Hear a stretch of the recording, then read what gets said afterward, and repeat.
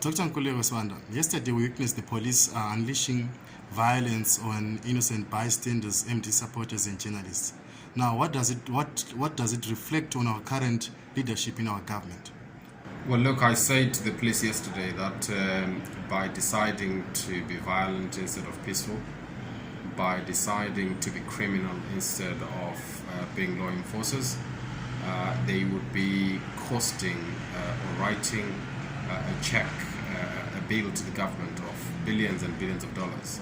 And they immediately after that, about 20 minutes after I told them that, they went ahead to bash the people and prove to the world once again that Zimbabwe is a lawless state, that Mnangagwa believes only in the use of violence against the innocent and against the peaceful, and that he wants to do that at all costs. And I think that's the clear indication now that Mr. Mnangagwa and everybody in his government has no interest in the success of our country. They are sabotaging this country. They are against the development of our country. They are a clear national security risk to our state. The people of Zimbabwe have therefore to decide whether or not they love this country. They have to decide whether or not this country is all they have got. Okay, Doctor, if I may ask, like you say that Mnangagwa believes in a lawless approach in governing Zimbabwe. Now, if I may ask, as the main opposition party of this country, what trajectory or course of action are you going to take moving forward, realizing that Mnangagwa does not want to allow you to exercise your constitutional rights? Well, look, President Mandela once said that if you deny a man or people the right to live the lives that they should live, free lives, you inherently give them the choice to demand the lives they should live. And if you make laws that prevent people from leaving, you, by that act alone, declare them outlaws. And President Chamisa said the same thing yesterday in just as many words. He said that if this government wants to ban the MDC, they should say so, instead of going around pretending that they're simply banning the meetings. And he said that for that reason, if the MDC is banned, we will operate in this country as a banned organization, using the tactics and the methods of a banned organization. And I think that that is telling. You keep pushing people to the corner, you end up getting people saying, you know, you can only push us so far. And President Chamisa was very clear yesterday, the end is nigh. And when a regime has to rely on the overuse of the police and the military, then it is in a crisis. And you can tell that this government is in a crisis like one that Mugabe was never in before. You realize that they don't use the army, the police for policing. They now use the army. They clothe the army in police uniform so that they can brutalize the people. And the level of brutality, the level of cruelty that was exercised yesterday, the level of kind of embarrassing police tactics, where you could see the police behaving like small kids, or the people that were clothed as police officers behaving like small kids.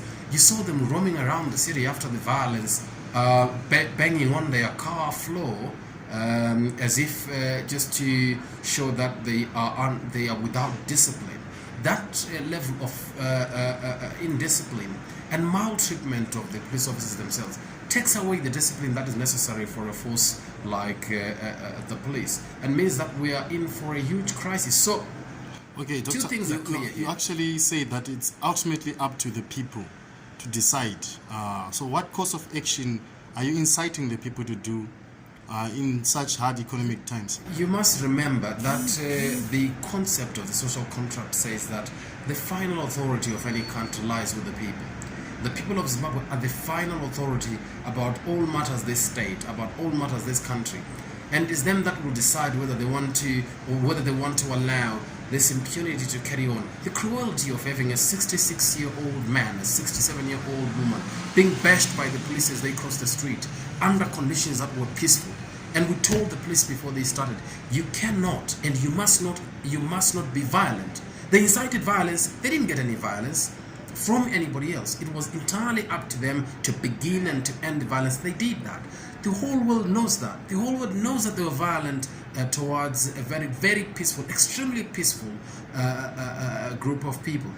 And President Chamisa warned, don't say because we are peaceful, the people will remain peaceful. the people will have to find a way to free themselves from the living hell that Mnangagwa this regime is exposing them to. And I think that that's what we've got to be careful. Mnangagwa is quickly and fast running this country towards a major crisis. He's running the region of sub-Saharan Africa into a crisis like we've not seen before by cornering the people of Zimbabwe. He must stop it. Yesterday, Nelson Chamisa, in his Hope of the Nation State of the Address, said that the real change is coming, real change is near. If I may ask, what did he mean by those statements? President Chamisa knows. President Chamisa respects the people of Zimbabwe. You heard him in his speech. He said that the Zimbabwean people are the best blessing that this country has ever had. He said that they are some of the best human beings on earth. President Chamisa has faith in the people of this country. He knows that when the people of this country, when Zimbabweans set their eyes on freedom, they go out and get it.